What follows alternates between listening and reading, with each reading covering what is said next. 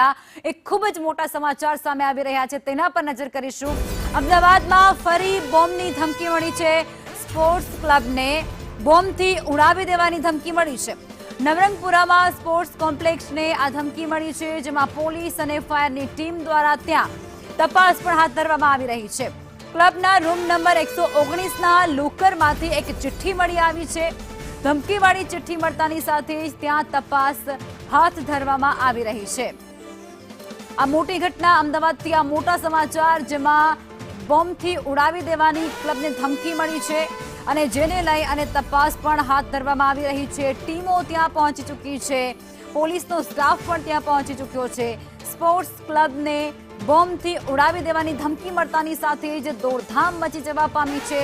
Staff ત્યાં પહોંચી રહ્યો છે, ફાયરના જવાનો ત્યાં પહોંચી રહ્યા છે અને તેમના દ્વારા ત્યાં તપાસ પણ હાથ ધરવામાં આવી રહી છે। ક્લબના રૂમ નંબર 119માંથી તેમને એક ચિઠ્ઠી મળી આવી હતી અને એ ચિઠ્ઠીમાં બોમ્બથી ઉડાવી દેવાની ધમકી લખેલી હતી અને જેને લઈ પ્રશાસન અત્યારે દોડતું થઈ ચૂક્યું છે। નવરંગપુરામાં આ સ્પોર્ટ્સ કોમ્પ્લેક્સ આવેલું છે, જેમાં બોમ્બથી ઉડાવી દેવાની ધમકી મળી છે।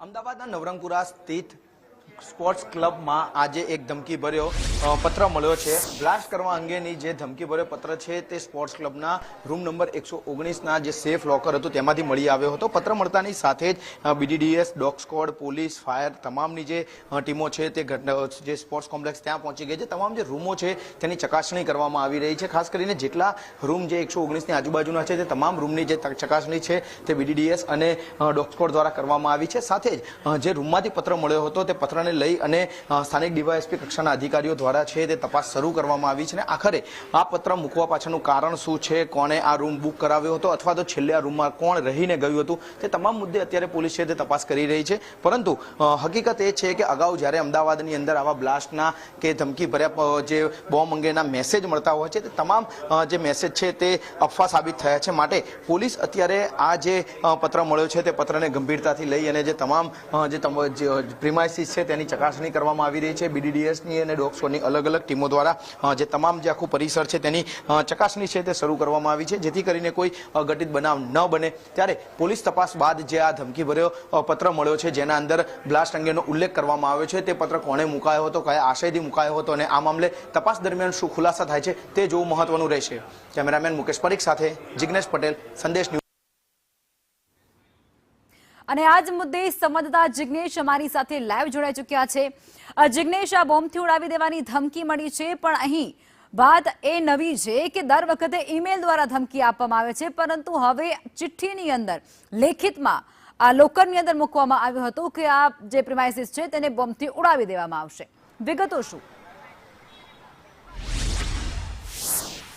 લખમાં સ્પોર્ટ્સ ક્લબ નવરંગપુરા ખાતે અત્યારે આપ જે દ્રશ્યો જોઈ રહ્યા છો તેમાં એક પત્ર મળ્યો હતો રૂમ નંબર 119ના સેફ લોકરમાંથી કે એક બ્લાસ્ટ કરવામાં આવશે, બ્લાસ્ટ કરીને આ બિલ્ડિંગ છે તે ઉડાવી દેવામાં આવશે અને તે અંગેનો પત્ર મળ્યા બાદ બીડીડીએસની ટીમ, પોલીસ, ફાયરના જે જવાનો હતા તમામે જે આખી પ્રિમાઇસીસ છે તેની ચકાસણી શરૂ કરી હતી।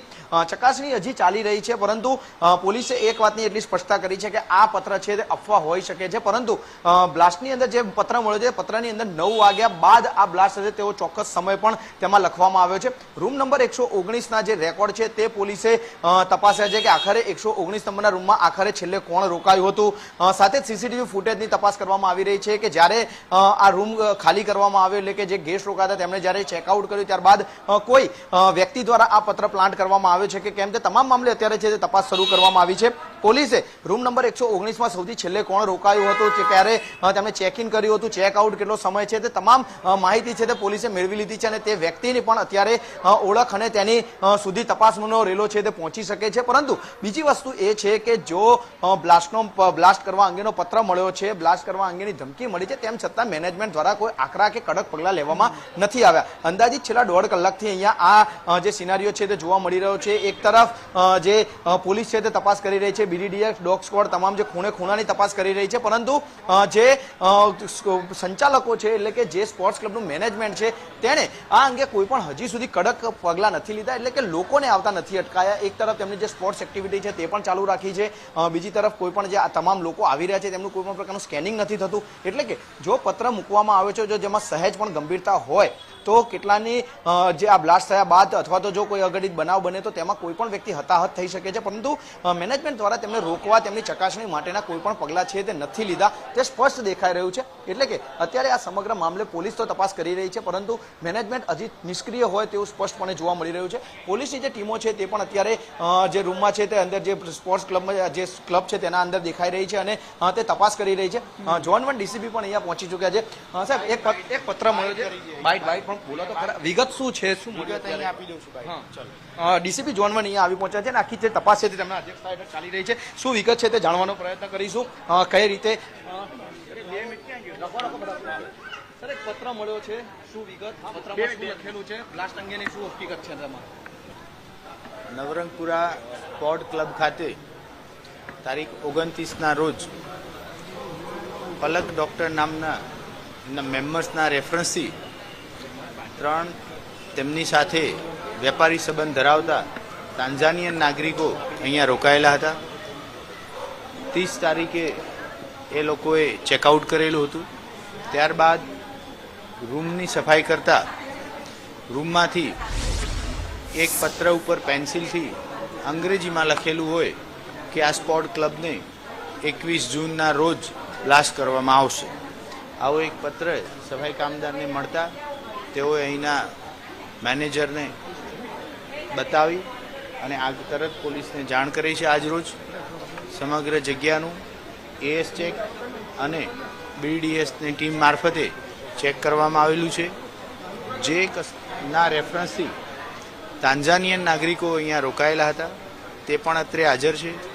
ઘણા બધા વર્ષોથી તેઓ તેમની સાથે વેપાર ધંધા રોજગાર કરી રહ્યા છે, એટલે જે 3 વ્યક્તિઓ રોકાયેલા હતા તે પણ જાણીતા છે. અજાણ્યા વ્યક્તિઓ અહીંયા રોકાયા હોય એવી કોઈ ઘટના અત્રે ઘટેલી નથી. જે તાન્ઝાનિયન નાગરિકો અહીંયા રોકાયેલા હતા અને એમાંય ખાસ કરી જેમના રૂમમાંથી આ પ્રકારની ચિઠ્ઠી મળી આવી છે તેમની સાથે જેમના રેફરન્સથી તે રોકાયા હતા તે અને પોલીસ પ્રશાસન અત્યારે વાત કરી રહ્યું છે. હજી તેઓ ઇન્ડિયામાં જ છે, જેથી કરી તપાસના કામે તેમને પણ બોલાવી આગળની કાર્યવાહી હાથ ધરવામાં આવશે. 30 તારીખે ચેકઆઉટ કર્યું હતું લોકોએ? હા, 29 તારીખે ચેક ઇન કરેલું અને 30 તારીખના રોજ ચેકઆઉટ કરવામાં આવેલું હતું. પત્ર એમને જ મૂક્યો છે કારણ કે એમને ચેકઆઉટ કરે 2 દિવસ થઈ ગયા, 31 અને આજે 1 તારીખ પૂરી થઈ. અન્ય કોઈ વ્યક્તિએ પ્લાન્ટ કર્યો હોય તેવી કોઈ શક્યતા તેને લઈને? ત્યારબાદ આ જે 119 નંબરનો રૂમ છે એ બીજા કોઈને એલોટ થયેલાનું અત્યારે રેકોર્ડ ઉપર નથી, એટલે એવું માનવાને કારણ છે કે 29 અને 30ના દિવસે 119 નંબરમાં જે નાગરિક રોકાયેલા હતા એમના દ્વારા કદાચ આ પત્ર લખી અને મુકાયેલો હોય છે. તેમના ગયા બાદ કોઈ સ્ટાફ મેમ્બર કે કોઈ અન્ય કોઈ કારણોસર કે બીજા કોઈ વ્યક્તિએ કાર્ડનું એક્સેસ મૂક્યો હોય તે દિશામાં કોઈ તપાસ છે? કદાચ એ લોકો ના નીકળે પ્લાન્ટ કરનારા તો એ દિશામાં પણ તપાસ કરી રહી છે કે માસ્ટર કીથી જ્યારે રૂમની સર્વિસ સફાઈ કરવામાં આવતી હોય એ દરમિયાન મેનેજમેન્ટમાંથી કોઈએ આ પ્રકારનો પત્ર લખી અને રૂમમાં મૂકેલો છે કે કેમ. બંને દિશામાં અત્યારે હાલ પોલીસ કામગીરી કરી રહી છે. પોલીસને થ્રેટ અંગે કેટલા વાગ્યે જાણ થઈ, કેવા બાબતની તપાસ કરવામાં આવી? હજી પણ અહીંયા આગળ કોઈ પણ પ્રકારની બાહેધરી નથી આપવામાં આવી, તેમ છતાં બી લોકોની અવરજવર ચાલુ છે. જે પત્ર મળેલો છે તેમાં 21 જૂનની તારીખ લખેલી છે. બીજું, સાંજે 6 વાગ્યાની આજુબાજુ સ્થાનિક પોલીસને સ્પોર્ટ સંકુલ તરફથી જાણ કરવામાં આવેલી છે. આગળની તમામ પ્રકારની કાર્યવાહી હાથ ધરવામાં આવી રહી છે.